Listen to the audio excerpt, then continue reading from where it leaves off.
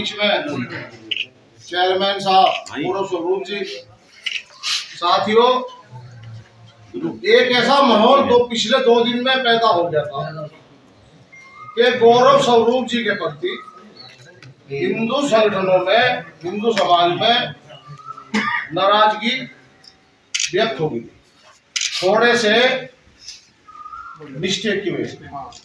महाराज जी के साथ या कुछ असामाजिक तत्वों में हरकत करी। महाराज जी ग्रामीणों के साथ चेयरमैन साहब के यहाँ पहुंचे, ये अस्वस्थ थे, तो वहां पर कुछ जो आरोपी पक्ष के कुछ असामाजिक तत्व नेतागण क्षेत्र में पहुंचे, उन्होंने इनके साथ वहां दुर्व्यवहार किया। उसका आज गौरव जी ने खेती प्रकट किया आप लोगों के बीच में। ये बहुत अच्छी बात है कि उन्होंने खेती प्रकट किया। उनके घर पर इस तरह की घटना हुई, उनके संज्ञान में नहीं था, तो उन्होंने खेती प्रकट किया आप लोगों के बीच में। और हम तो चेयरमैन साहब को एक ही बात कहना चाह रहे हैं, जैसे आपने हिंदू समाज का, हिंदू संगठनों का मान रखा और खेत भी प्रकट किया, अगर ये प्रशासन से भी नहीं होने का काम, तो यहाँ ऐसे संगठन के लोग बैठे, इन जिहादियों का इलाज 1 मिनट में ये हिंदू लोग का है। अब जो आप आगे चले, प्रशासन चले पीछे पीछे।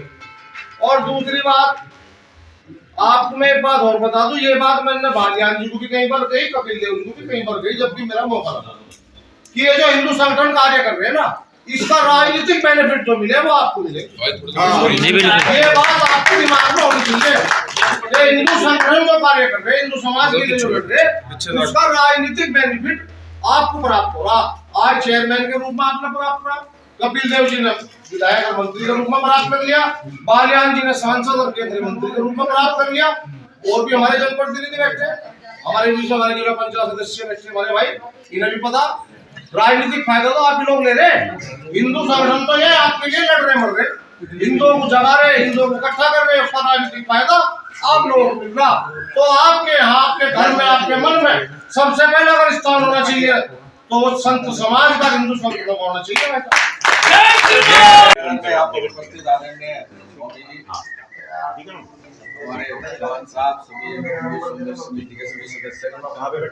सबसे पहले तो मैं आप सबको भाई धन्यवाद देता हूँ कि आपने समझा कि पहले आप मेरे से बात करी है।